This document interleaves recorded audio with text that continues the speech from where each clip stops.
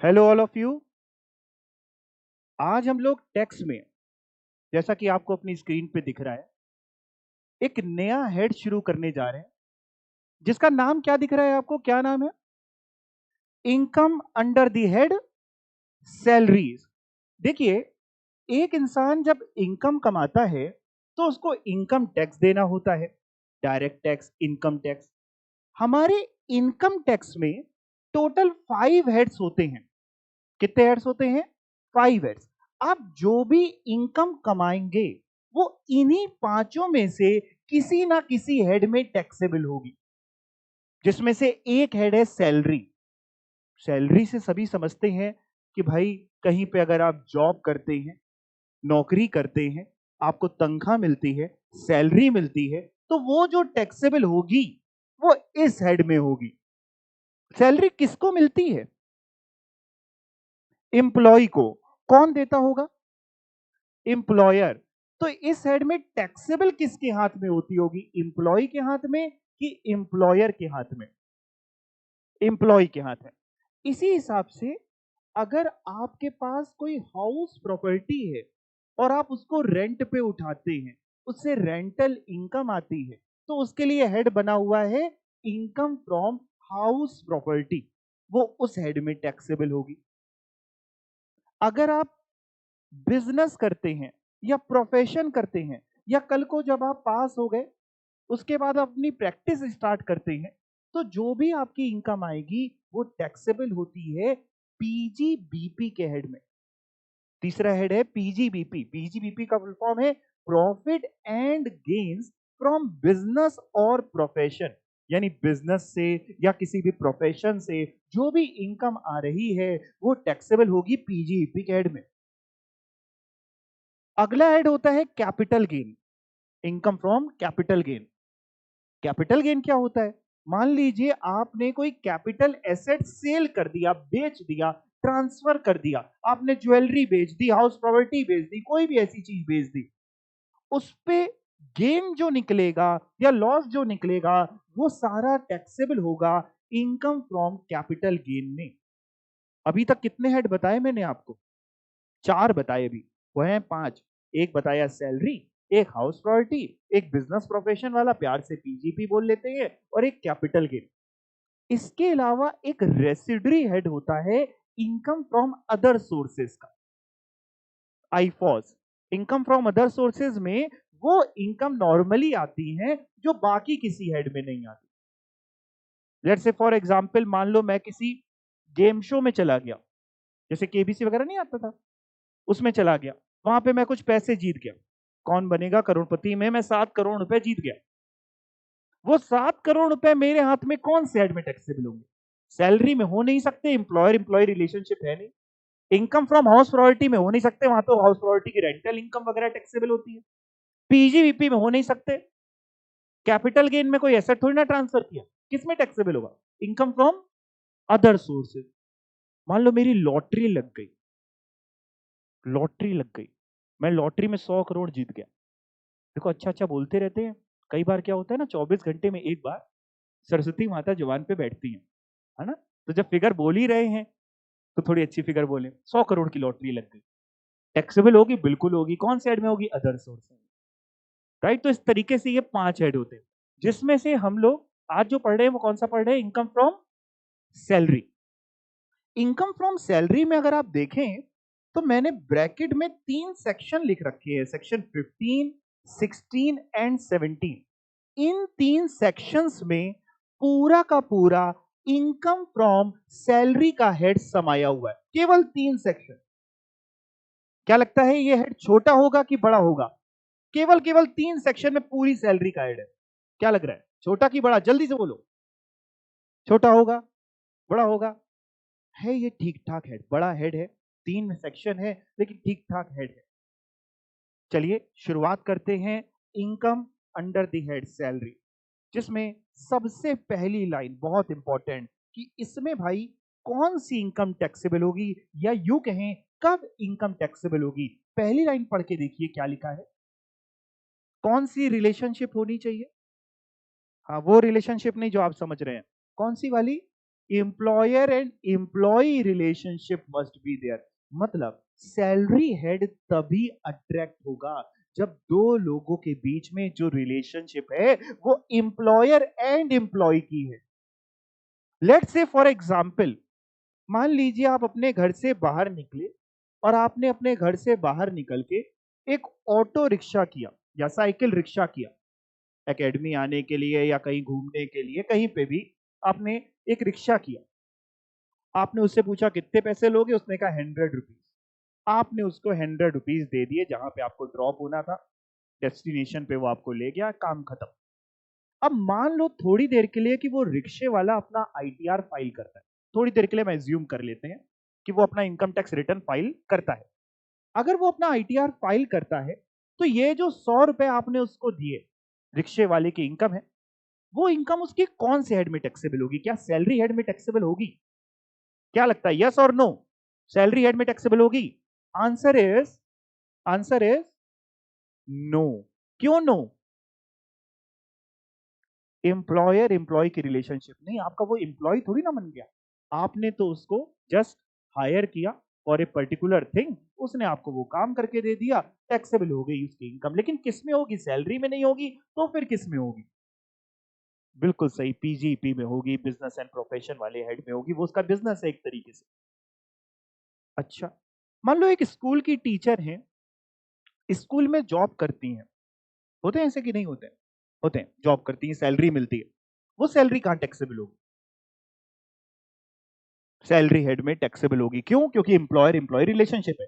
या कोई भी इंसान कहीं पे भी जॉब कर रहा है, आपकी जॉब लग गई एमएनसी में, 1 करोड़ के पैकेज पे आपकी जॉब लग गई, कहां पे टैक्सेबल होगी आपकी सैलरी? इनकम फ्रॉम सैलरी के हेड में टैक्सेबल होगी। अब इस हेड में टैक्सेबल होगी, तो सवाल ये आता है कि भाई कैसे टैक्सेबल होगी? क्या पूरा पूरा जो जो मिल रहा है सब टैक्सेबल होगा, या उसको निकालने का कोई स्पेसिफाइड तरीका होगा? बिल्कुल, उसको निकालने का कोई ना कोई तरीका है। उसी लिए चैप्टर बना है कि सैलरी में क्या क्या कंपोनेंट होते हैं, कौन सा कंपोनेंट कितना टैक्सेबल होता है, कितना नहीं होता है। हमें मान लीजिए हाउस रेंट अलाउंस मिलता है, एम्प्लॉयर हमको एचआरए देता है। हाउस रेंट अलाउंस ये होता है कि वो हमको पैसे दे रहा है और हम अपने हिसाब से कहीं पे घर किराए पे ले सकते हैं। तो वो जो हमको मिल रहा है, क्या वो टैक्सेबल होगा कि नहीं? अगर होगा तो कितना होगा, कितना टैक्सेबल नहीं होगा?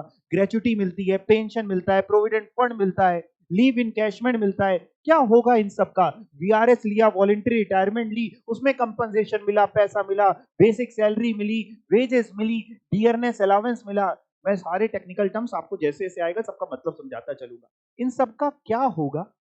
टैक्सेबल होगा, नहीं होगा, होगा तो कितना होगा, या किसके हाथ में होगा, वो सब इस चैप्टर में सीखने को मिलेगा। गवर्नमेंट एम्प्लॉय में क्या होगा, नॉन गवर्नमेंट एम्प्लॉय के लिए क्या होगा, ये सब इस चैप्टर सिखाएगा। अच्छा बताना, एक इंसान एक से ज्यादा जगह पे जॉब कर सकता है क्या? है जी, एक से ज्यादा जगह पे जॉब कर सकता है क्या? हो सकता है एट अ टाइम वो एक से ज्यादा जगह पे जॉब करे, हो सकता है। मान लो एक मिस्टर एक्स हैं, वो मॉर्निंग में 10 से 5 एक्स लिमिटेड में जॉब करते हैं, ठीक।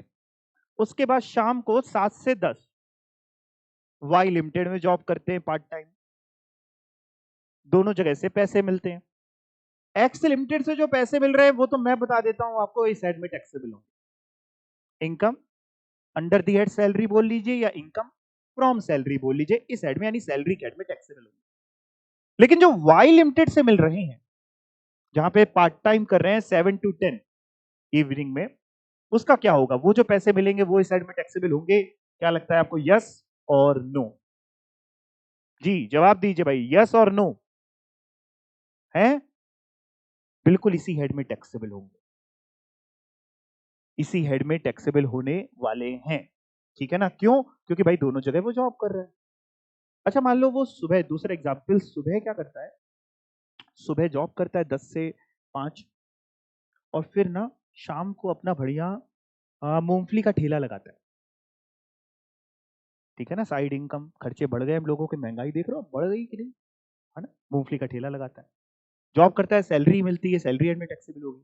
शाम को मूंगफली का ठेला लगता है, उससे जो पैसा मिलता है वो पीजीपी में टैक्सेबल होगा, राइट? यानी एट अ सेम टाइम हो सकता है एक इंसान कि जो इनकम टैक्सेबल हो रही हो उसमें से कुछ इनकम किसी हेड में टैक्सेबल हो, कुछ इनकम किसी हेड में टैक्सेबल हो। जॉब करता है सैलरी हेड में, उसके पास कुछ हाउस प्रॉपर्टी है उसको भी उसने कहीं पे रेंटल कर रखा है तो भाई हाउस प्रॉपर्टी के हेड में। मूंगफली का ठेला लगा रहा है पीजीपी के हेड में। कुछ कैपिटल एसेट इस बार बेचे थे, कैपिटल गेन अट्रैक्ट हो गया। लॉटरी जीत गया, डिविडेंड इनकम मिल गई, कुछ भी इस तरीके से हो गया, अदर सोर्सेज में एक से ज्यादा हेड भी अट्रैक्ट हो सकता है।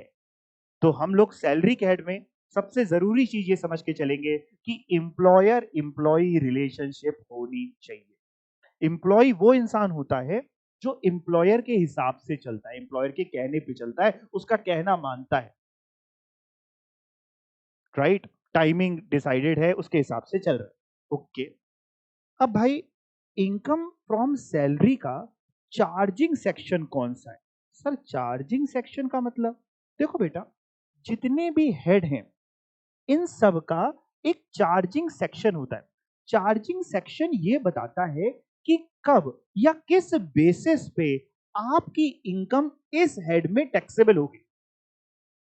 जितने भी हम लोग हेड पढ़ेंगे उन सब में चार्जिंग सेक्शन होता है। जैसे सैलरी का चार्जिंग सेक्शन सेक्शन 15 होता है, हाउस प्रॉपर्टी पढ़ेंगे सेक्शन 22 होता है, पीजीबीपी पढ़ेंगे 28 होता है। इसी हिसाब से हमको सारे हेड्स का चार्जिंग सेक्शन होगा। चार्जिंग सेक्शन बेसिकली बताता क्या है? वो ये बताता है, या तो ये बताता है कि कब इस हेड में टैक्सेबल होगी, या ये बताता है कि किस बेसिस पे इस हेड में आपकी इनकम टैक्सेबल होगी।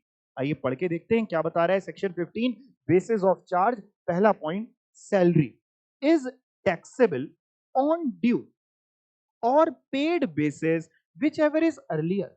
सर ये क्या लिखा है, due or paid basis whichever is earlier? चलो समझते हैं इसका मतलब। ड्यू मतलब समझते हैं, ड्यू मतलब है आउटस्टैंडिंग। अच्छा, और इसके अलावा ड्यू का मतलब? ड्यू का मतलब भाई ड्यू, आवाज नहीं आ रही, थोड़ा तेज बोले। Something which is yet to be paid. अरे वाह क्या बोला है, ओके ठीक है जी। जरा समझिए, ड्यू का मतलब है कि आपने काम किया, महीने भर काम किया और आपकी सैलरी ड्यू हो गई। आमतौर पे ऑर्गेनाइजेशन में या तो मंथ के एंड पे ड्यू हो जाती है, कि जैसे मान लीजिए आपने अप्रैल महीने में काम किया तो 30 अप्रैल को उसकी सैलरी ड्यू हो गई। मई का काम किया, मई में 31 मई को ड्यू हो गई। या फिर कुछ ऑर्गेनाइजेशन में नेक्स्ट मंथ के पहले डे पे ड्यू हो जाती है। अप्रैल का काम किया तो उसकी सैलरी 1 मई को ड्यू हो गई, मई में काम किया उसकी सैलरी 1 जून को ड्यू हो गई, काम करा आपकी सैलरी ड्यू हो गई। रिसीव्ड का मतलब है कि कब आपको मिली, कब आपको मिली। लॉ कहता है ड्यू या रिसीव्ड जो भी पहले हो जाएगा हम उस बेसिस में टैक्सेबल कर देंगे। हमने कहा मतलब थोड़ा एग्जाम्पल से समझाइए। कह रहा सुनो, मान लो एक ऑर्गेनाइजेशन में सैलरी हर महीने के एंड में ड्यू होती है। अप्रैल की सैलरी 30 अप्रैल को, मई की मई में 31 में, जून की जून में, इसी तरीके से दिसंबर की दिसंबर में, जनवरी की 31 जनवरी में, फेब की फेब में, मार्च की मार्च में। जब हम टैक्सेबिलिटी निकालेंगे तो अप्रैल टू मार्च की सैलरी, जाहिर सी बात है, आप लोग फाइनेंशियल ईयर जो फॉलो करते हैं अप्रैल टू मार्च अपने इनकम टैक्स में फॉलो करते हैं, अप्रैल टू मार्च की जो सैलरी होगी वो उस साल टैक्सेबल होगी। अब इसी में मान लो एम्प्लॉय के यहां शादी है, इसी में अगर एग्जाम्पल में एड ऑन कर दूं, एम्प्लॉय की बेटी की शादी है। एम्प्लॉय ने एम्प्लॉयर से कहा मार्च में कि सर अगले साल की 6 महीने की सैलरी आप हमको एडवांस में भी दे दीजिए। एम्प्लॉयर ने कहा ठीक है ले लो, यानी इस साल की तो मिली पूरे 12 महीने की, 6 महीने की और ले ली एडवांस, जो कि अभी ड्यू नहीं हुई लेकिन मिल गई। अब सवाल ये आता है कि इस साल हम कितने महीने की सैलरी टैक्सेबल करें? लॉ कहता है हम ड्यू हो गई तो भी टैक्सेबल कर देंगे, ड्यू नहीं हुई रिसीव्ड हो गई पहले ही तो भी टैक्सेबल कर देंगे, व्हिचएवर इज अर्लियर। हमने कहा मतलब इस साल कितने महीने की सैलरी टैक्सेबल करोगे? कह रहा इस साल 18 महीने की सैलरी टैक्सेबल कर देंगे। हमने कहा 18 कैसे? कह रहा 12 महीने की तो इसी बार ड्यू हुई थी और अगले 6 महीने की ड्यू नहीं हुई थी, रिसीव तुमको एडवांस में हो गई, वो भी टैक्सेबल कर देंगे। हमने कहा अच्छा 18 महीने की सैलरी टैक्सेबल करोगे, तो फिर अगले साल क्या करोगे? क्या अगले साल पूरे 12 महीने की करोगे? अगले साल के 6 महीने की हमें इस बार मिल गई, इस बार टैक्सेबल हो गई, तो जो नेक्स्ट ईयर जब आएगा तो क्या नेक्स्ट ईयर फिर से पूरे 12 महीने की होगी? तो कह रहा अरे नहीं भाई, 10 बार थोड़ी ना वो सेम पैसे पे टैक्स ले रहे हैं हम आपसे। अगले साल टैक्सेबल होगी बचे हुए महीने की, 6 महीने की जो बचे हुए महीने। यानी सैलरी जब भी टैक्सेबल होगी, ध्यान से समझ लीजिए क्वेश्चन होगा, तो ड्यू या रिसीव दोनों में जो डेट पहले आए, दोनों में जो डेट पहले आए उस बेसिस में टैक्सेबल हो जाती है। ड्यू पहले हो जाए या रिसीव्ड पहले हो जाए, टैक्सेबल हो जाती है। अगर आपसे क्वेश्चन कह रहा है कि हमें एडवांस सैलरी मिली इस साल, हमें नेक्स्ट ईयर की सैलरी एडवांस में मिल गई, एडवांस सैलरी, तो क्या इस साल टैक्सेबल होगी? आंसर यस और नो। सैलरी टैक्सेबल होगी इस साल। चलो इसी में एक चीज और समझा देता हूं, मेरे को सुनते चलोगे तो आपका नैया पार रहेगी। एक होती है एडवांस सैलरी और एक होता है एडवांस अगेंस्ट सैलरी। एक टर्म है एडवांस सैलरी और एक टर्म है एडवांस अगेंस्ट सैलरी। जो एडवांस सैलरी होती है उसका मतलब होता है कि हमने आगे वाली सैलरी एडवांस में ले ली, वो तो जब ले ली तो टैक्सेबल होगी। एक होती है advance against salary. Advance against salary का मतलब है कि हमने एम्प्लॉयर से एक तरीके से लोन लिया है, एडवांस लिया है अगेंस्ट सैलरी, वो टैक्सेबल नहीं होती। लोन लिया है जो कि धीमे धीमे करके कटवा देंगे या वापस कर देंगे। एग्जाम में लिखा हो कि सपोज करिए क्वेश्चन आया, मान लीजिए एग्जाम में ऐसा एक क्वेश्चन आया कि प्रीवियस ईयर 2021-2022 में उसको सैलरी जो मिली, सैलरी वो 20,000 पर मंथ मिली। इसके अलावा उसने एडवांस अगेंस्ट सैलरी लिया 40,000 का। कह रहा आप बताइए, कंप्यूट करिए taxable salary for previous year 21-22, जिसको आप असेसमेंट ईयर 22-23 भी बोल सकते हैं। कह रहा बताइए कितनी सैलरी टैक्सेबल होगी। मैं आपको ऑप्शन दे देता हूं। पहला ऑप्शन 2,40,000, दूसरा ऑप्शन 2,80,000। बताइए, बस दो ही ऑप्शन दे रहा हूं, एग्जाम में तो आपको 4 मिलने वाले हैं, मैं 2 देता हूं। बताइए, इजी कर दिया आपके लिए, 50-50 लाइफ टाइम यूज कर। पहला की दूसरा, ए और बी। ए वाले कितने? हैंड रेज करें फटाफट। ए वाले बच्चे आंसर बताएं। ए वाला कोई नहीं है, कोई नहीं है ए वाला, बाद में ना कहना ए वाले, मैं ए के साथ हूं। हाँ, एक और बच्चे, एक बच्चा निकला है ए वाले। अच्छा, बी वाले बच्चे, कुछ तो सत्संग सुनने आए हैं। अरे भाई आंसर चाहिए ए और बी, दिमाग को जगाइए, ए और बी, एक आंसर चाहिए, बोलिए ए की बी। ए वाले, फिर से ए वाले हैंड रेज करें ऊपर, ए वाले। बी वाले, हमें सबसे आंसर चाहिए, कोई ना कोई एक ऑप्शन चाहिए। आपस में डिस्कस मत करिए, आपकी शादी नहीं हो रही, हमको बताएं ए और बी। सही आंसर है A, advance against salary taxable नहीं होता। दो में अंतर है, advance salary and advance against salary दो अलग अलग टर्मिनोलॉजी है। Advance salary mean salary advance मिली, एडवांस अगेंस्ट सैलरी का मतलब है कि सर हमको ना 40,000 एडवांस दे दो, हम लौटा देंगे या आगे कटवा देंगे, वो होता है advance against salary. Advance against salary लिखा हो तो टैक्सेबल मत कर देना उसको, ये टैक्सेबल नहीं होगा। तो सही आंसर है ए, 20,000 पर मंथ है। कुछ बता नहीं रहे तो माना पूरे साल आपने एम्प्लॉयमेंट में होंगे, 12 से मल्टीप्लाई करके 2,40,000।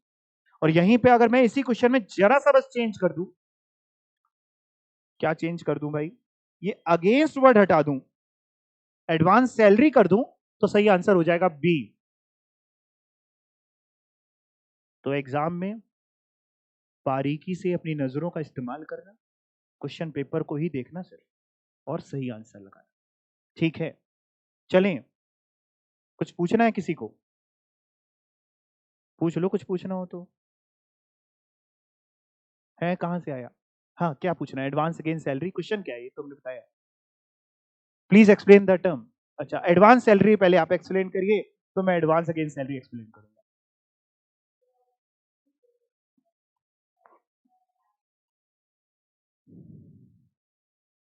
अच्छा, चलो मैं समझा देता हूं दोनों चीजों को। आपको पता है लोन टर्म तो सुना है ना सभी ने, loan, advance against salary is a loan.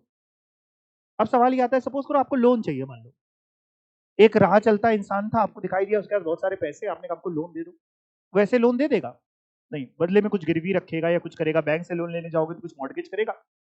Same तरीके से आपने एम्प्लॉयर से लोन के लिए मांगा, तो एम्प्लॉयर को पता है यार ये बंदा तुम्हारे यहाँ पे, तो वो आपको लोन किस अगेंस्ट में दे रहा है? सैलरी के अगेंस्ट में, कि फ्यूचर में हम सैलरी से काट लेंगे या तुम वापस कर दोगे। तो वो लोन है, एडवांस मिल रहा है against salary, this is not advance salary. और एक है एडवांस सैलरी मिल रही है, हमने अपने एम्प्लॉय से कहा अगले 1 साल की सैलरी हम तुमको एडवांस में दे देते हैं। एडवांस सैलरी है कि एडवांस अगेंस्ट सैलरी है? अगले 1 साल की सैलरी हम तुमको एडवांस में दे देते हैं, ये एडवांस सैलरी है कि एडवांस अगेंस्ट सैलरी है? एडवांस सैलरी है। रटने वाले बच्चे ध्यान दें, अभी भी ना समझ में आया हो तो, एग्जाम में एडवांस सैलरी लिखा हो तो वो उस साल टैक्सेबल होगा, एडवांस अगेंस्ट सैलरी लिखा है तो सिंपली इग्नोर कर दीजिएगा। ठीक है, बोलो बोलो बोलो, ठीक है ना? ओके, देखते हैं अगला पॉइंट क्या लिखा है। Any arrear of salary, any arrear of salary is taxable in the previous year in which it is received if not taxed earlier। Sir इसका क्या मतलब है, एनी एरियर ऑफ सैलरी? देखो बेटा, मान लो आप कहीं पे जॉब करते हो और आपको सैलरी मिलती है, कितनी सैलरी चाहोगे? अमाउंट बताओ, कितने रुपए पर मंथ? चलो कुछ नहीं बताओगे, छोड़ो। 50,000 रुपीज पर मंथ आपको सैलरी मिलती है, यानी साल की बैठी, साल की सैलरी 6 लाख रुपीज आपको पूरे साल की सैलरी मिलती है। 6 लाख रुपए मिलती है, 6 लाख रुपए टैक्सेबल हो जाती है, कोई टेंशन नहीं। मान लो अभी अभी मार्च बीता, इस साल भी 6 लाख मिली थी, 6 लाख टैक्सेबल हो गई। नेक्स्ट ईयर एम्प्लॉयर ने आपको बुलाया, एम्प्लॉयर ने कहा हम तुमसे बड़े खुश हैं, आपने कहा इससे बढ़िया क्या होगा? एम्प्लॉयर ने कहा हम तुम्हारी सैलरी बढ़ा देते हैं, आपने कहा बढ़िया बढ़ा दीजिए। उसने कहा हम 70,000 तुमको देंगे पर मंथ, 20,000 बढ़ा दी। आपने कहा क्या बात है, आप कूद गए कुर्सी से फटाक से, 20,000 रुपये बढ़ रही। उसने कहा और सुनो, और सुनो, आपने कहा बताओ। उसने कहा वो भी 20,000 हम पिछले साल से रेट्रोस्पेक्टिव इफेक्ट से बढ़ा देते, पिछले साल की जो सैलरी तुमको 50,000 के हिसाब से दे चुके, 20,000 के हिसाब से और दे देते। आप खिड़की से ही कूद गए। ये जो पिछले साल की सैलरी थी जो उसने बढ़ा दी, जाहिर सी बात है पिछले साल मिली नहीं थी, पता भी नहीं थी नॉर्मली, तो पिछले साल तो हमने 50,000 इंटू 12 6 लाख टैक्सेबल करवाया, बट उसने 20,000 और बढ़ा दी, इंक्रीमेंट दे दिया मेरे को, वो भी रेट्रोस्पेक्टिव इफेक्ट से। इनकम टैक्स वाले कह रहे हैं भाई तुम कूद रहे हो, हमें भी तो कूदने का मौका दो, हमें भी तो टैक्सेबल करवाओ, उसको टैक्स तो दो भैया। तो भैया किस साल टैक्स लोगे? तो कह रहा जिस साल मिलेगी उस साल टैक्स लेगी। इस साल मिली, भले ही पिछले साल की थी, इस साल मिली, इस साल टैक्स दे दो उस 20,000 इंटू 12 2,40,000 या जो भी फिगर आपको मिली, प्लस इस बार की तो 70,000 के हिसाब से मिल ही रही है, वो तो उसी हिसाब से टैक्सेबल होगी। और अगर आपको पहले से ही पता होता पिछले साल ही की बढ़नी है, तो पिछले साल ही हम बढ़े हुए पे टैक्स ले लेते, कोई टेंशन ही नहीं थी। तो कोई भी एरियर ऑफ सैलरी अगर आपको मिली है और पहले टैक्सेबल नहीं हुई है अगर वो, तो जिस साल मिलेगी उस साल टैक्सेबल हो जाएगी। आई थिंक अब आपको क्लियर होगा ये पॉइंट। कुछ पूछना चाह रहे हैं आप? नहीं, तो 2 पॉइंट आपको समझाए, सैलरी टैक्सेबल होती है ड्यू या receipt basis, whichever is earlier. दूसरा आपको बताया एरियर ऑफ सैलरी जिस साल मिलेगी उस साल टैक्सेबल होगी, अगर पहले टैक्सेबल नहीं हुई होगी तो। और सबसे पहले मैंने आपको बताया था कि भाई इंप्लॉयर इंप्लॉय की रिलेशनशिप होना जरूरी है, ठीक है? ओके, अब भाई सैलरी में ही कुछ और बेसिक बातें कर लेते हैं। अभी बताएं सैलरी शुरू नहीं हुआ है सर, मतलब ये एक तरीके से स्टार्टर्स चल रहे हैं, अभी मेन कोर्स आना बचा है, ठीक है ना? पहले स्टार्टर्स जरा ले लें, जरूरत इनकी भी है, एग्जाम में इनकी भी जरूरत है, ठीक है ना? जरा बेसिक कॉन्सेप्ट देखते हैं क्या है सैलरी। सैलरी इंक्लूड्स, क्या लिखा है जरा इधर देखें। जब मैं सैलरी वर्ड बोलता हूं तो सैलरी बेटा एक ब्रॉडर वर्ड है, सैलरी एक ब्रॉडर वर्ड है जिसके अंदर बेसिक सैलरी भी आ जाएगी,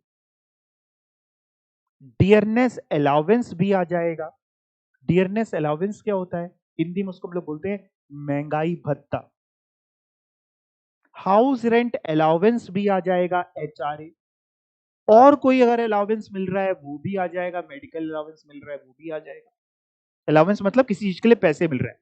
जब आपकी जॉब लगेगी ना, जब आपकी जॉब लगेगी, बड़े हो जाओगे, कुछ बन जाओगे, जॉब लगेगी, तो एक पैकेज डिसाइड होगा कितने पैकेज पे आपकी जॉब लगी। CTC होगा। CTC का फुल फॉर्म होता है cost to the company. Package होगा।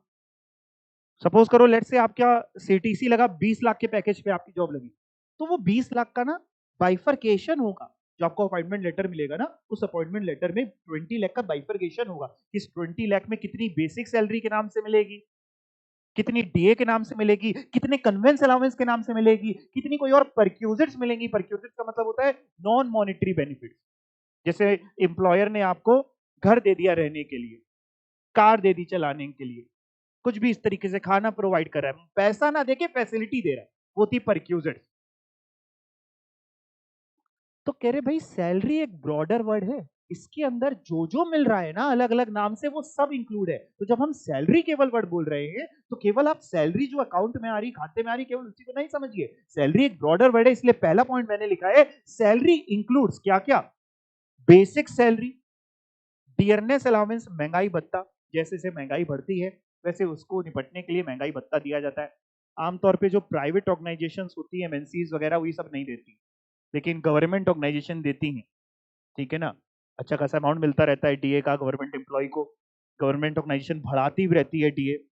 अदर अलाउंसेस बहुत सारे हो सकते हैं, medical allowance, house rent allowance, leave allowance, conveyance allowance.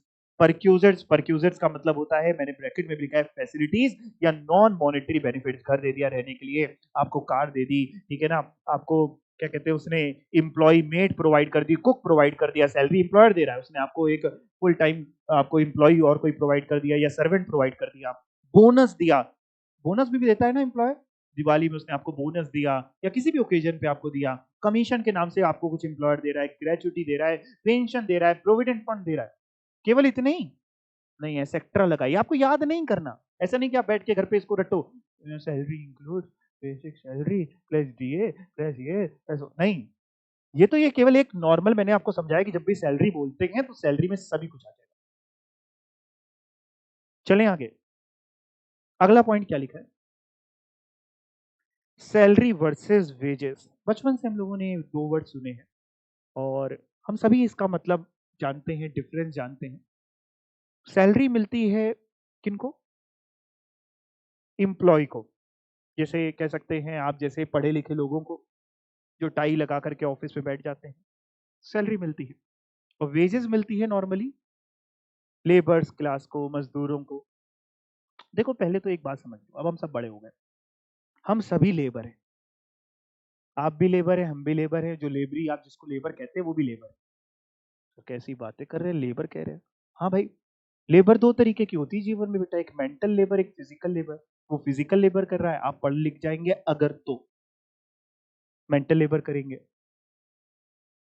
हमारा इनकम टैक्स कहता है हमें कोई मतलब नहीं है कि तुम सैलरी बोल रहे हो कि वेजेस बोल रहे हो, हमारे लिए एक ही बात है। वेजेस मिल रही है तो भी इस हेड में टैक्सेबल होगी, सैलरी मिल रही है तो भी इसी हेड में टैक्सेबल होगी। यानी from the income tax point of view, बचपन में जो पढ़ा था ऐसा नहीं कि वो सब गलत था, लेकिन from the income tax point of view there is no difference between salary and wages. Right. तीसरा point, foregoing of salary. Foregoing of salary क्या होता है? फोरगो कर देना, छोड़ देना, भूल जाना। मान लो आप कहीं जॉब करते हैं, एक मिस्टर अमित हैं, वो जॉब करते हैं, उनको सैलरी मिलती है 1 लाख रुपए महीना। उन्होंने मार्च की सैलरी छोड़ दी, एम्प्लॉयर से कहा सर रहने दीजिए, या फेब्रवरी की सैलरी छोड़ दी कि वैलेंटाइन डे वाले दिन आप इससे, इस पैसों से अपनी बेटी को गिफ्ट खरीद के दे दीजिएगा। कैसी गंदी गंदी बातें तुम लोग मेरे से कराते हो। इनकम टैक्स करा भाई, छोड़ दी ना तुमने, सैलरी नहीं ली ना, फोरगो कर दी ना, बहुत बढ़िया किया, लेकिन हमें टैक्स चाहिए, हम उसको टैक्सेबल करेंगे तुम्हारे हाथ में। अगर तुम सैलरी छोड़ देते हो, नहीं लेते हो, तुम्हारी मर्जी, लेकिन तुम हमारा नुकसान मत करना, हमें चाहिए। एक वर्ड होता है surrender of salary. Surrender of salary का मतलब वो नहीं कि सैलरी मिली घर पे, वाइफ ने सब छीन लिया, अपने वाइफ के सामने सरेंडर कर दी। उसने कहा जो मिला पैसे जितने निकालो। सरेंडर ऑफ सैलरी का मतलब है यहां पे कि मान लीजिए सेंट्रल गवर्नमेंट ने कोई प्रोविजन बना रखा है, सपोज करो कहीं पे किसी कोई दिक्कत हो गई, कहीं पे बाढ़ आ गई, सूखा पड़ गया या कोई भी ऐसा भूकंप आ गया, और गवर्नमेंट कह रही कि वो एक अगर कोई अपनी मर्जी से सरेंडर करना चाहे under voluntary surrender of salary act तो सरेंडर कर सकता है, और आपने अपनी सैलरी सरेंडर कर दी, तो इनकम टैक्स भी यहाँ पे थोड़ा सा दयावान बन के दिखाता है, कहता है अच्छा अगर ऐसी बात है तो हम भी टैक्सेबल नहीं करेंगे। हमने कहा अच्छा सरेंडर ऑफ सैलरी टैक्सेबल नहीं होती, कह रहा नहीं पूरी बात सुनो, सरेंडर ऑफ सैलरी टैक्सेबल तब नहीं होगी जब आपने सेंट्रल गवर्नमेंट को सरेंडर करी हो, वो भी as per the voluntary surrender of salary act 1961 के हिसाब से। बाकी कुछ भी आपने सरेंडर किया, आपने सैलरी गर्लफ्रेंड को सरेंडर कर दी, टैक्सेबल होगी। तो मैं कुल मिलाकर के अगर इन दो पॉइंट्स को, फोरगोइंग ऑफ सैलरी को और सरेंडर को एक साथ आपसे बोलूं तो दोनों टैक्सेबल होते हैं। सिर्फ surrender of salary central government को करी, वो भी under the provisions of voluntary surrender of salary act 1961, तो वो टैक्सेबल नहीं और नहीं और नहीं होती है, अदरवाइज इट इज टैक्सेबल। ठीक, कुछ पूछना है? नहीं, मेरी तरफ देखो। आते ही सबसे पहले मैंने आपको बताया कौन सा चैप्टर पढ़ने जा रहे हैं आज हम लोग, सैलरी। सैलरी में कौन, मेरी तरफ सभी लोग देखेंगे इस समय, मेरी तरफ, मेरे को देखो, अच्छा लग रहा हूं, मेरी तरफ। सैलरी में कौन कौन से सेक्शंस हैं? 15, 16, 17। सैलरी हेड में टैक्सेबिलिटी के लिए सबसे पहले क्या समझाया, क्या जरूरी है होना चाहिए? एम्प्लॉयर एम्प्लॉय का रिलेशनशिप।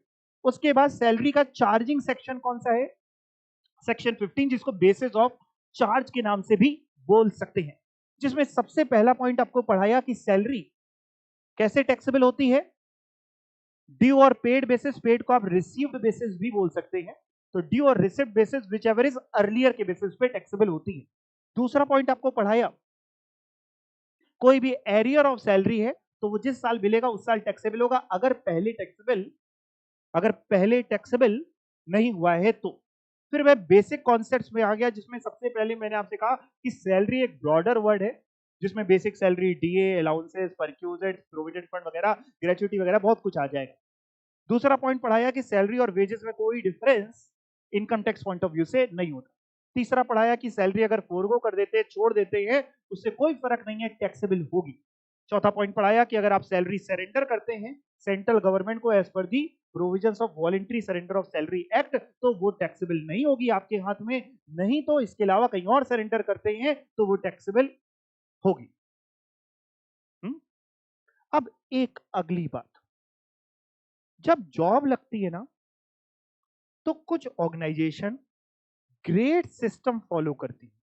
सर ये क्या होता है ग्रेड सिस्टम, बता रहा। ऑर्गेनाइजेशन में आपकी जॉब लगी, उसने एक पर्टिकुलर ग्रेड में आपको डाल दिया कि हम इस ग्रेड में, इस पे स्केल में आपको डाल देते हैं, अभी इतनी सैलरी, फिर इतनी बढ़ा देंगे तो इतनी हो जाएगी, इस ग्रेड में आपको डाल देते हैं। उस ग्रेड के हिसाब से एक फिक्स रहता है कि भाई हर साल इतना इंक्रीमेंट हो जाएगा। हर जगह जरूरी नहीं कि ग्रेड के हिसाब से ही लगे, लेकिन कहीं कहीं पे ग्रेड के हिसाब से भी कुछ ऑर्गेनाइजेशन फॉलो करती है। अब सवाल ये आता है कि अगर ग्रेड के हिसाब से फॉलो करती है और एग्जाम में क्वेश्चन दे दिया तो आप करेंगे कैसे? मतलब एग्जाम में कुछ ऐसा क्वेश्चन आ गया, यहां देखते रहना, लिखा है if any employee join service on 1 May 2021 and is placed in the grade of, ये लिखा है, ये लाइन लिख दे, 32 500 500 38,800 44 400, और फिर जो भी पूछ रहा है क्वेश्चन, तो बात की बात है, पहले तो हम इसको ही नहीं इंटरप्रेट कर पाएंगे, कहना क्या चाह रहा है, माइनस का साइन लगा है, क्या लगा है भैया, क्या मतलब इस चीज का। तो मैं आपको ना यहाँ पे ये जो लिखा है इसको कैसे पढ़ा जाता है, इसका मतलब क्या होता है वो सिखा रहा हूं, जिससे हम निकाल पाएंगे कि कितनी टैक्सेबल होगी, उसको कितनी सैलरी मिलेगी। तो बहुत ध्यान से मेरी बात को सुनना। अगर मान लो एक ऑर्गेनाइजेशन कह रही है कि हमने अपने एम्प्लॉय को इस ग्रेड में प्लेस किया है 32 500 500 38,800 44 400, तो इसका सिंपली मतलब ये होता है कि एम्प्लॉय ने ज्वाइन किया आमतौर पे मान लो 32,500 की पर मंथ सैलरी पे, उसको हर महीने 32,500 रुपीज की सैलरी मिलेगी, 32,500 रुपए की सैलरी हर महीने मिलती रहेगी पूरे साल तक। जिस डेट को ज्वाइन किया उस डेट से, ज्वाइनिंग की डेट से 1 साल तक 32,500 रुपए सैलरी पर मंथ मिलती रहेगी। जैसे ही ज्वाइनिंग की डेट से 1 साल कंप्लीट हो जाएगा, उसकी सैलरी 500 रुपए से पर मंथ 500 रुपए से बढ़ा दी गई। यानी अब अगले साल उसको जो सैलरी मिलेगी वो 32,500 प्लस 500 कितना हुआ, 33,000 पर मंथ मिलेगी पूरे साल। 32,500 प्लस 500, माइनस का साइन नहीं, डैश लगा है, ठीक है ना। 33,000 रुपए सैलरी पूरे साल मिलती रहेगी, हर महीना मिलती रहेगी। सुन ले ध्यान से, डाउट खत्म हो जाएगा, नहीं होगा तो मैं बैठा हूं, पहले सुनिए तो। 32,500 सबसे पहले आपने ज्वाइनिंग करी, तो जिस डेट को आपने ज्वाइनिंग करी वहां से पूरे साल तक, 1 साल तक हर महीने 32,500 32,500 सैलरी मिलेगी। 1 साल कंप्लीट होने के बाद आपके 500 रुपीज बढ़ा दिए गए। अब आपको पूरे साल, जो अगला साल आया, पूरा 1 साल 33,000 रुपीज की सैलरी मिलेगी। सेम तरीके से अगले साल फिर से 500 बढ़ा दी जाएगी, 33,500 मिलेगी। फिर 1 साल कंप्लीट होने के बाद 500 बढ़ा दी जाएगी, 34 मिलेगी। 500 तब तक बढ़ती रहेगी जब तक आपकी सैलरी 38,000 नहीं हो जाती। मतलब मान लो इस साल अब आपको 37,500 मिल रही थी, 1 साल फिर कंप्लीट हुआ तो अगले साल 500 और बढ़ गई, तो अगले साल 38,000 मिलने लगी। जैसे ही 38,000 की फिगर टच हो जाएगी, वैसे ही आपकी सैलरी अब जो बढ़ाई जाएगी 1 साल बाद, वो 800 रुपीज पर मंथ बढ़ाई जाएगी। यानी अगले साल बढ़ाई जाएगी 38,000 प्लस 800, 38,800 पर मंथ मिलती रहेगी। फिर अगले साल 800 रुपए और बढ़ा दी जाएगी, तब तक बढ़ते रहेंगे 800 रुपए हर साल, जब तक आपकी सैलरी 44,400 नहीं हो जाती। उसके बाद बढ़ना बंद हो जाएगा, अनलेस एंड अनटिल ऑर्गेनाइजेशन आपको किसी दूसरे ग्रेड में प्लेस ना कर दे। दूसरे ग्रेड में डाल देगी तो उस ग्रेड के हिसाब से चलेगा। मतलब इस पूरे को इंटरप्रेट कैसे किया जाता है, इसका मतलब ये है कि आपको अगर इस ग्रेड में डाला गया है तो आपकी जितनी सैलरी है उसमें हर साल 500 रुपए बढ़ती रहेगी जब तक 38,000 नहीं हो जाती, और उसके बाद हर साल 800 रुपीज पर मंथ बढ़ती रहेगी जब तक 44,400 नहीं हो जाती। देन बढ़ना बंद जब तक अगर ऑर्गेनाइजेशन दूसरे ग्रेड में आपको प्लेस ना करे। ठीक, मतलब मान लीजिए आपने ज्वाइन की कोई ऑर्गेनाइजेशन 1 जनवरी को, हो सकता है 1 जनवरी को कि 1 ही अप्रैल को सभी लोग ज्वाइन करते हैं, नहीं, कोई भी डेट को ज्वाइन कर सकते हैं। 1 जनवरी को ज्वाइन करी तो 1 जनवरी से 31 दिसंबर तक 32,500 रुपीज की सैलरी मिलेगी। फिर नेक्स्ट ईयर 1 जनवरी से 31 दिसंबर तक 33,000 पर मंथ की सैलरी मिलेगी।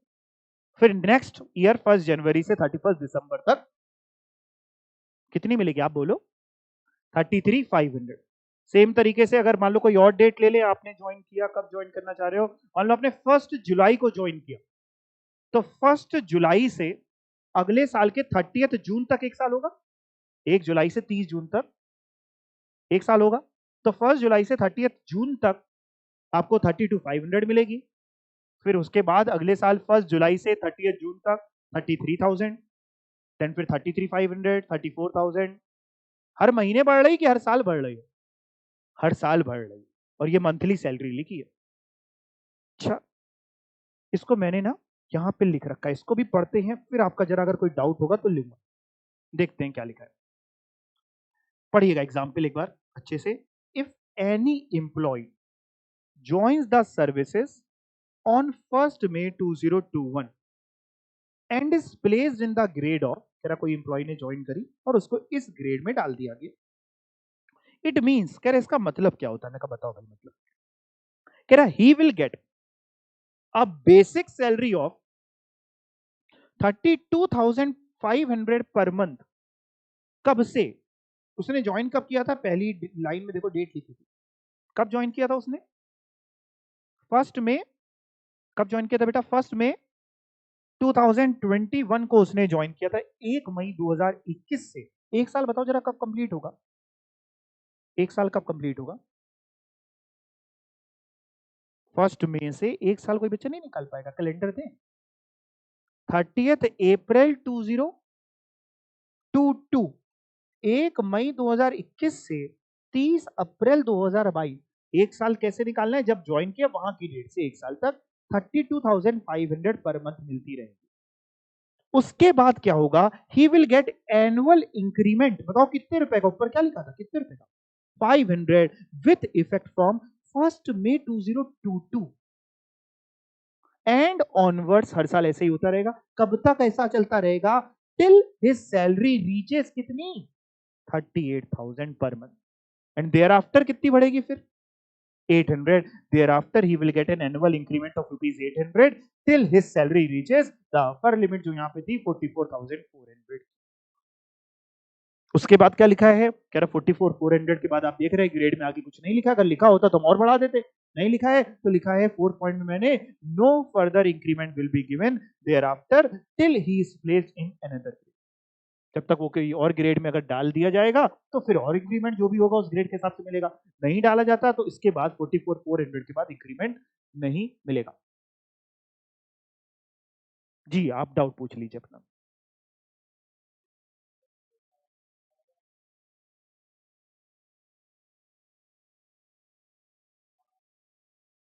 अच्छा, इनका डाउट ये है कि सर जो इंक्रीमेंट होता है वो एनुअली होना जरूरी है कि हाफ ईयरली भी हो सकता है ना, क्वार्टरली भी हो सकता है, मंथली भी हो सकता है, डेली भी हो सकता है?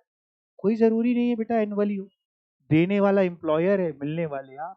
हर घंटे आपकी सैलरी बढ़ा रहे हो, बढ़वा लो सैलरी। जितनी मिलती जाएगी टैक्सेबल होती जाएगी। हम तो एक स्पेसिफिक क्राइटेरिया पकड़ रहे हैं कि इस स्पेसिफिक क्राइटेरिया में एग्जाम में ये क्वेश्चन आ गया 32,500, 500, 38,000 है ना, 844,400, तो हम इसको क्या इंटरप्रेट करें? हर घंटे बढ़ रही है मान लें क्या? नहीं, हम इसको ये मान के चलेंगे इतना बढ़। बाकी बढ़ाने वाला एम्प्लॉयर है, पैसा उसका है, वो आपको जितना दे। वो कह रहा है हर दिन हम तुमको 1-1 लाख रुपए बढ़ा के देंगे सैलरी, दो भैया। समझ गए? टैक्सेबल कितनी हुई? जितनी इतनी मिलती जा रही बढ़ बढ़ कर टैक्सेबल होती जाएगी। 100 करोड़ सैलरी बढ़ा दी उसने, 100 करोड़ टैक्सेबल हो जाएगी। ठीक है, इसका कोई क्राइटेरिया इनकम टैक्स थोड़ी ना फिक्स करेगा कि सैलरी एक ही साल बाद बढ़ाओगे, नहीं तो फांसी चला देंगे। समझ रहे ना, बड़ा बेसिक सी चीज है। और कोई डाउट? नहीं? अच्छा, एक और एग्जाम्पल है, इसको कर डाला तो लाइव जिंगा लाला है। चलो देखते हैं क्या है। Pankaj join service on 1 April 2017। Okay ji, in the grade of 15,000। और ये ब्रैकेट को यहाँ पे माइनस मत समझ लेना, किसी भी तरीके से लिखा जा सकता है, मतलब हुई 15,000, 1,000, 18,000, 2,000, 26,000। आगे बाद में पढ़ेंगे, पहले आप इसका मतलब मेरे को समझाइए, क्या मतलब है, केवल इसका मतलब समझाइए। 15,000, 1,000, 18,000, 2,000, 26,000, क्या मतलब है इस लाइन का?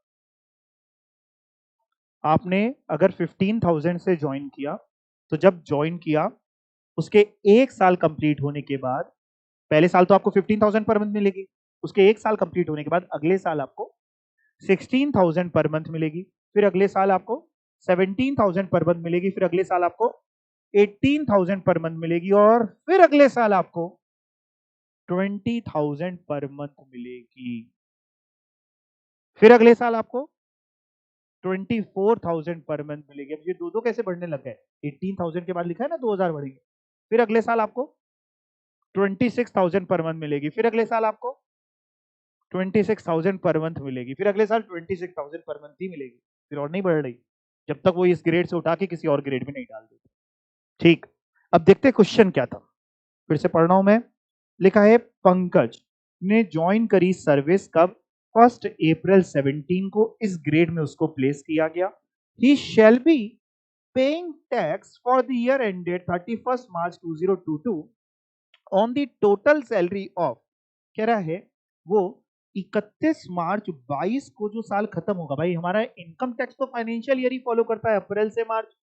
जरा था ना 31 मार्च 22 को अगर कोई साल खत्म हो रहा है तो हमारा वो साल इनकम टैक्स में शुरू कब हुआ होगा?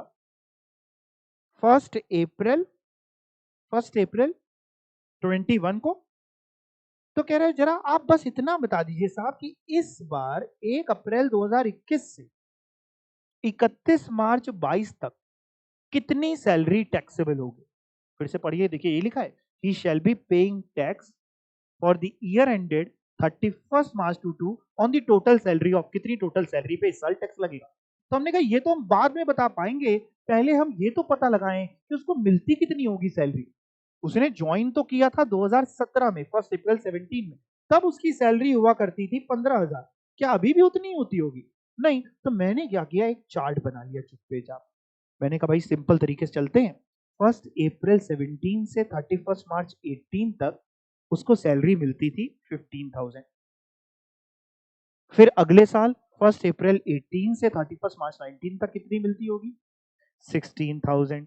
फिर अगले साल 1 अप्रैल 19 से 31 मार्च 20 तक कितनी मिलती होगी? 17,000।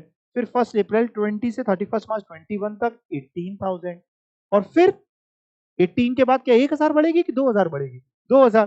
तो 1 अप्रैल 21 से 31 मार्च 22 तक कितनी मिलती होगी? 20,000। बताओ सही आंसर क्या होगा? 20,000? नहीं, 20,000 तो एक महीने की है ना, पूरे साल की पूछ रहा है। 1 अप्रैल 21 से 31 मार्च 22 पूरे साल की आपसे पूछी जा रही है। कितनी हुई? 2,40,000। 20,000 रुपए हर महीने आपको मिल रही थी। 2,40,000 ये सही आंसर आ गया।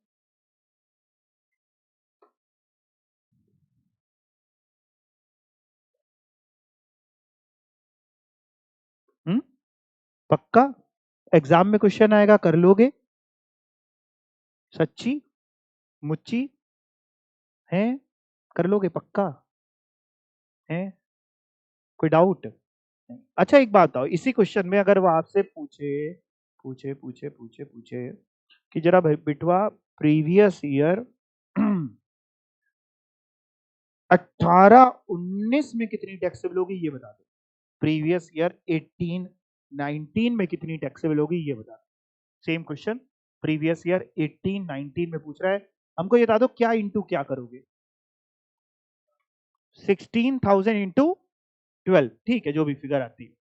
अच्छा अगर इसी क्वेश्चन में आपसे वो पूछे कि बेटा हमको बताओ असेसमेंट ईयर 22-23 में कितनी टैक्सेबल होगी ये बता दो। असेसमेंट ईयर 22-23 में कितनी टैक्सेबल होगी?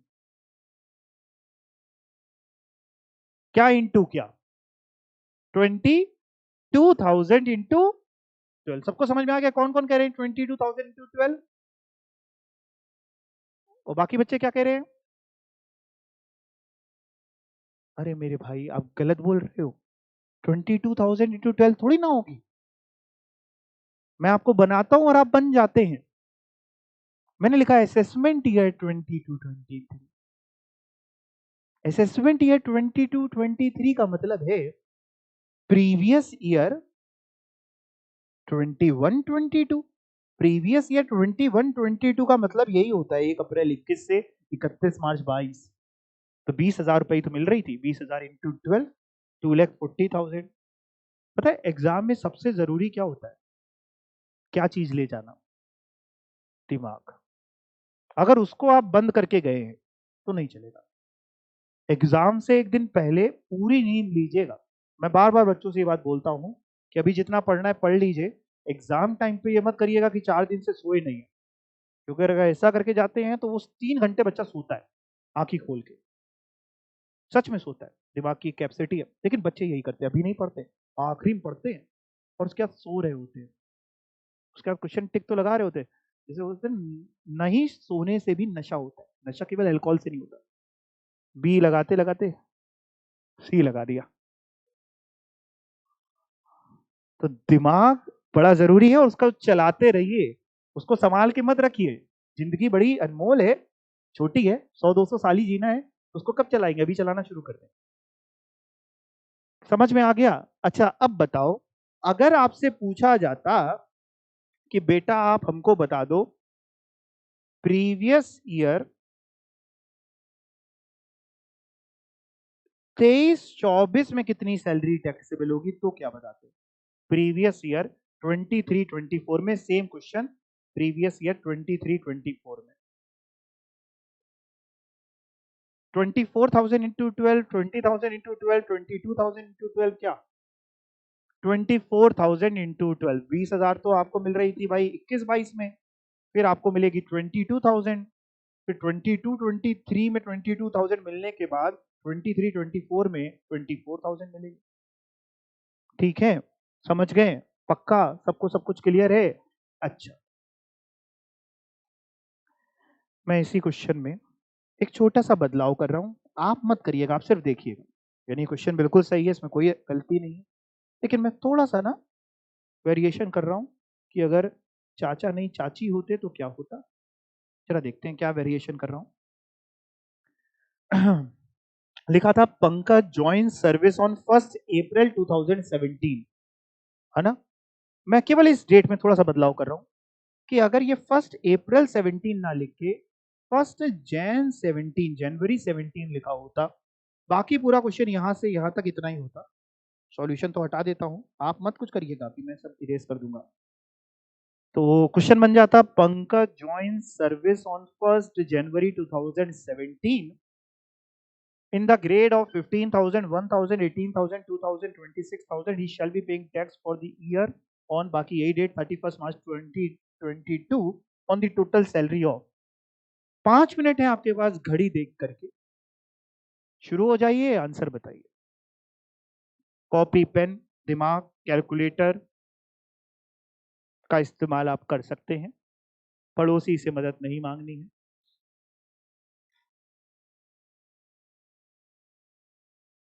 देखना होगा कौन सा बच्चा पहले आंसर बताएगा।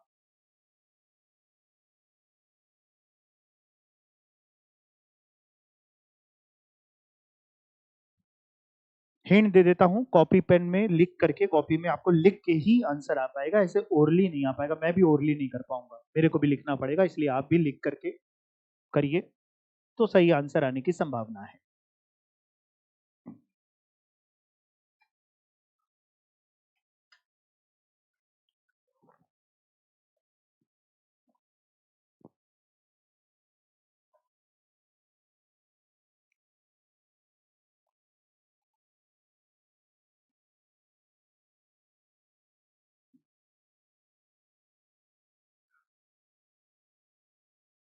जिसका आंसर आता जाए मेरे को बताते जाइएगा, मैं यहाँ पे ऑप्शंस बना दूंगा आप ही के आंसर की मदद से।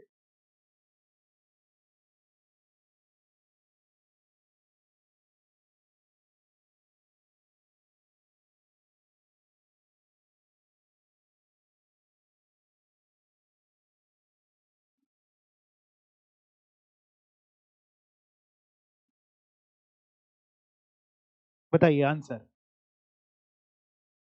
क्वेश्चन रिपीट कर दो, रिपीट कर देता हूँ, लिखा भी है Pankaj join service on 1 Jain 2017 in the grade of, grade तो सभी को दिख ही रहा है, ठीक है ना। He shall be paying tax for the year ended 31 March 2022 on the total salary of. बस इतना, सेम आंसर आएगा। चलो हिंट देता हूं, सेम नहीं आएगा। एक आंसर मेरे पास आया 40,000, पूरे साल का बताना है बेटा, पूरे साल का आंसर आपको बताना है। एक आंसर आया 2,88,000, चलो मैं ऑप्शन बनाता हूँ, 2,88,000। Very good, very good. इसलिए नहीं कि आंसर सही है कि गलत, मेरे को नहीं पता, मेरे को निकालना पड़ेगा।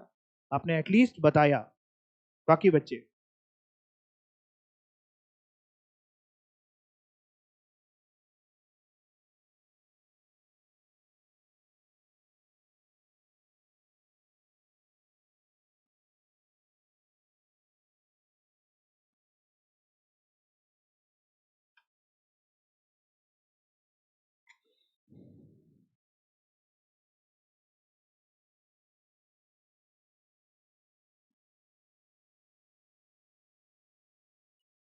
60,000 पूरे साल का बता रहे हैं अपने कि पर मंथ बता रहे हैं हम।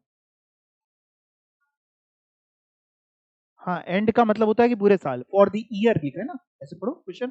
फॉर द ईयर जो खत्म हुआ एक साल 31 मार्च 22 को, पूरे साल का बताना है। फॉर द ईयर जो खत्म हो रहा है 31 मार्च 22, उसके लिए बताना है। तो मैं 60,000 लिख दूं क्या, दूसरा ऑप्शन क्या आप चेंज कर रहे हैं? चेंज कर रहे हैं, चेंज कर लीजिए।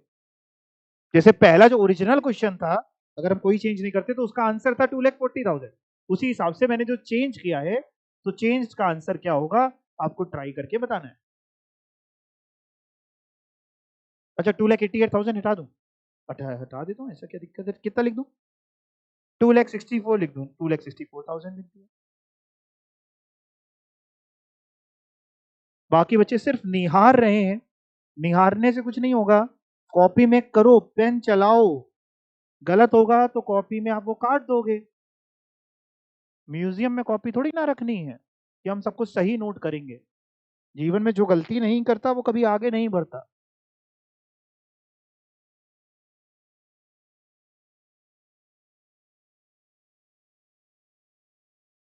छोटे में पहली बार में आपने ABCD लिखना नहीं सीखा था, हैं?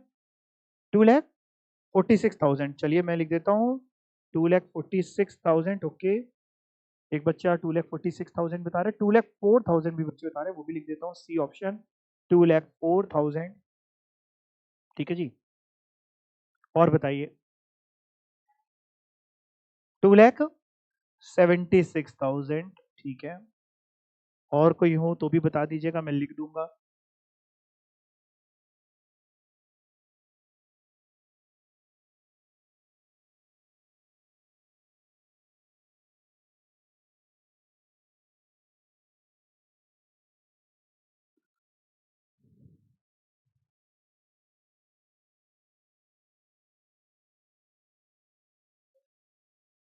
सी ऑप्शन मैंने, जो बच्चे ने बताया 2,04,000 लिखा है, किसी बच्चे ने बताया 2,04,000 वो लिखा है। आपका क्या है? ये नहीं है कि ये 4 ऑप्शन मैंने दिए, नहीं नहीं, मेरे को नहीं हो सकता इन चारों में कोई सही आंसर ना हो। आप कोई और बताएंगे, मैं EFG लिख दूंगा, मेरे पास 26 अल्फाबेट है, फिर मैं उसको डबल भी कर दूंगा, है ना। A B A C, आप जितने बताएंगे मैं लिख डालूंगा। बताएं, एक आंसर आ रहा है 3,06,000, और कुछ बच्चे केवल इंतजार कर रहे हैं कि अभी सर तो बताएंगे ही, अपना पेज काहे गंदा करें। अरे यार तुम ना तीसरी बार आंसर चेंज करा रहे हो, ये फाइनल है। 2,64,000, और किसी का आंसर था क्या? था तो वो पढ़ा रहने देते, और एक और आपका ऑप्शन जोड़ देते, कितना जोड़ दे, कौन सा? 2 लाख, 2 लाख, कौन सा था आंसर आपने? 2,46,000, अच्छा वो लिखा हुआ है, ठीक है ठीक है। और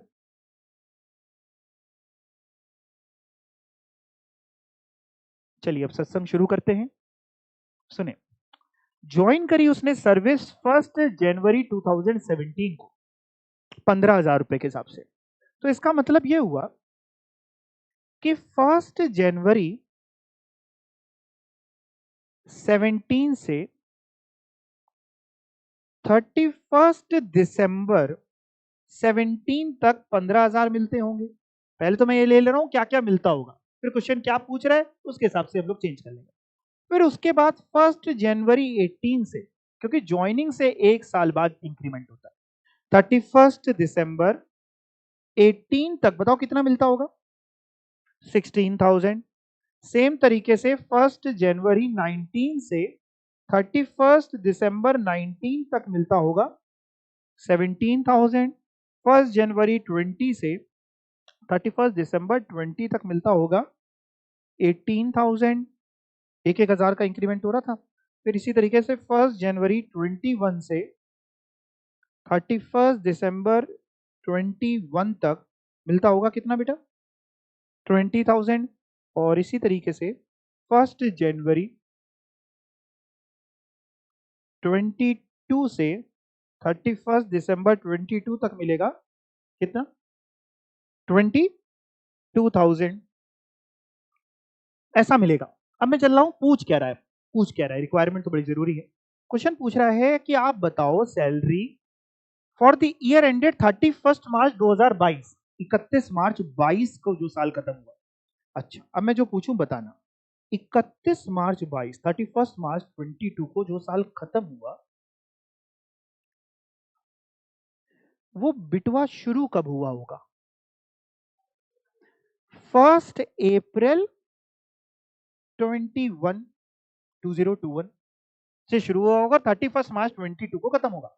हमें केवल इतना बताना है कि 1 अप्रैल 21 से 31 मार्च 22 तक, इंग्लिश में 1 अप्रैल 21 से 31 मार्च 22 तक टोटल कितनी सैलरी उसको मिली,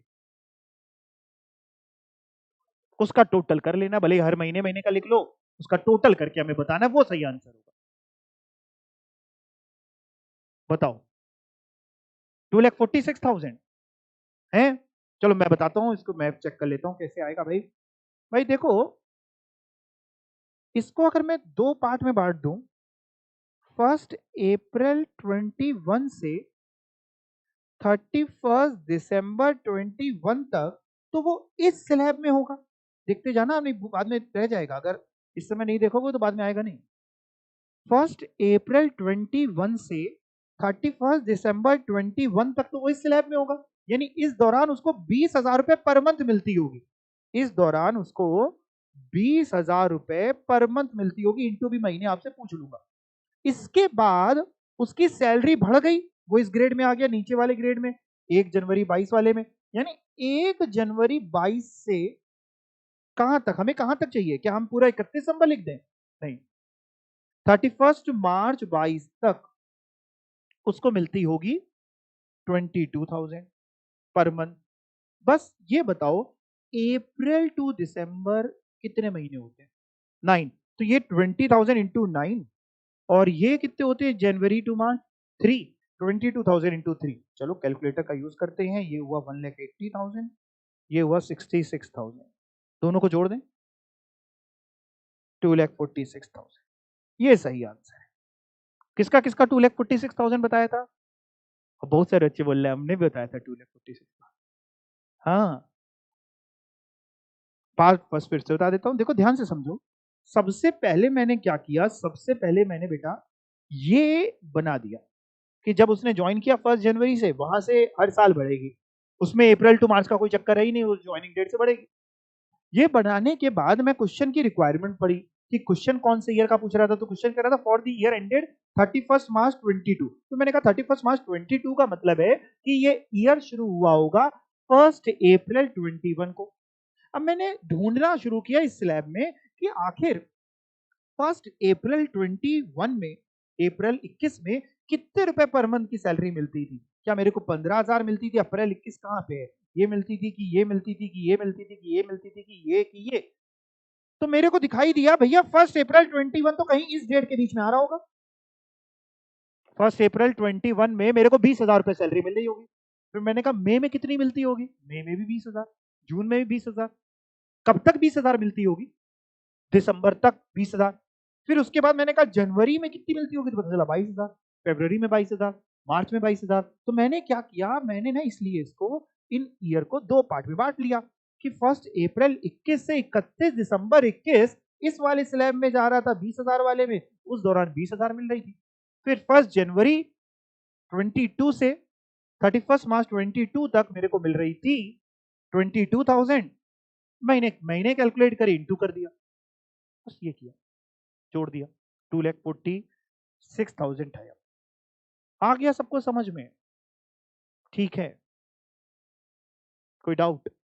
नहीं, चलो आज के लिए इतना ही करते हैं। एक बार जना फटाक से जल्दी से शुरुआत से समराइज कर देते हैं। अच्छा, ये मैं काटा था जो, इसको इरेज कर देता हूँ कि ओरिजिनल क्वेश्चन आपका सही था, आप मत काट पीट दीजिएगा। आप चाहें तो ये क्वेश्चन एडिशनल लिख लीजिएगा, वो एक अलग बात है, बाकी ये क्वेश्चन तो रहेगा ही रहेगा। ठीक है, देखो सबसे पहले हम लोग आए, हम लोग ने आज सैलरी हेड शुरू किया। सैलरी हेड में हमारे बेसिकली 3 सेक्शन थे, 15, 16, 17। एम्प्लॉयर एम्प्लॉय की रिलेशनशिप होना जरूरी था। सैलरी का चार्जिंग सेक्शन था सेक्शन 15, जिसको बेसिस ऑफ चार्ज के नाम से भी बोलते हैं, चार्जिंग सेक्शन के नाम से भी बोल सकते हैं। सैलरी टैक्सेबल होती है ड्यू और पेड बेसिस, या ड्यू और रिसीव्ड बेसिस, कुछ भी बोल लो, whichever is earlier. Arrear of salary होगी तो जिस साल मिलेगी उस साल टैक्सेबल होगी, अगर पहले नहीं टैक्सेबल हुई है तो जिस साल मिलेगी उस साल टैक्सेबल होगी, अगर पहले मिल चुकी है, पहले ही टैक्सेबल हो चुकी है, तो इस साल टैक्सेबल दोबारा नहीं होगी। यहीं पे मैंने आपको एक एक्स्ट्रा ज्ञान दिया कि एडवांस सैलरी जो होती है वो टैक्सेबल हो जाती है, लेकिन एडवांस्ड अगेंस्ट सैलरी एक तरीके का लोन है, वो टैक्सेबल नहीं होता, उसको आपको इग्नोर मार के चलना है। फिर मैंने आपको बेसिक कॉन्सेप्ट में पढ़ाया सैलरी में आपके क्या क्या आएगा, तो एक्सेट्रा लगा था, इसलिए मैंने कहा ये एग्जॉस्टिव लिस्ट नहीं है, इंक्लूसिव लिस्ट है, उसको रटने की जरूरत नहीं है। ये जस्ट केवल एक बेसिक आपके दिमाग के लिए कि सैलरी एक ब्रॉडर वर्ड है, जिसके अंदर बेसिक सैलरी, डीएनएस, allowances, other allowances, perquisites, bonus, commission, सारी चीजें, पर प्रोविडेंट फंड, ग्रेचुटी, सभी कुछ आपका यहाँ पे आ जाएगा, कमीशन वगैरह सब कुछ। सैलरी और वेजेस में कोई डिफरेंस नहीं होता। फोरगोइंग ऑफ सैलरी का मतलब होता है सैलरी छोड़ देना, बट आप अगर सैलरी छोड़ते हैं तो इनकम टैक्स वाले आपको नहीं छोड़ेंगे, वो आपसे इनकम टैक्स ले लेंगे। सरेंडर ऑफ सैलरी में मैंने आपको समझाया, अगर आप अपनी सैलरी सरेंडर करते हैं वाइफ को, गर्लफ्रेंड को, किसी और को, तो टैक्सेबल होगी, लेकिन सेंट्रल गवर्नमेंट को करते हैं under the provisions of voluntary surrender of salary act, तो वो टैक्सेबल नहीं होगी। ग्रेड सिस्टम का उसके बाद मैंने आपको कॉन्सेप्ट समझाया कि अगर इस तरीके से एग्जाम में आ जाए तो बेहोश मत हो जाना, इसका मतलब ये होता है। ठीक है, क्या सैलरी हेड खत्म हो गया? नहीं भैया, टाइम लगेगा, बड़ा हेड है। ठीक है, कोई डाउट किसी को भी कोई डाउट हो तो पूछ लो। कुछ पूछना है? नहीं? चलिए ठीक है भाई, राम राम, थैंक यू।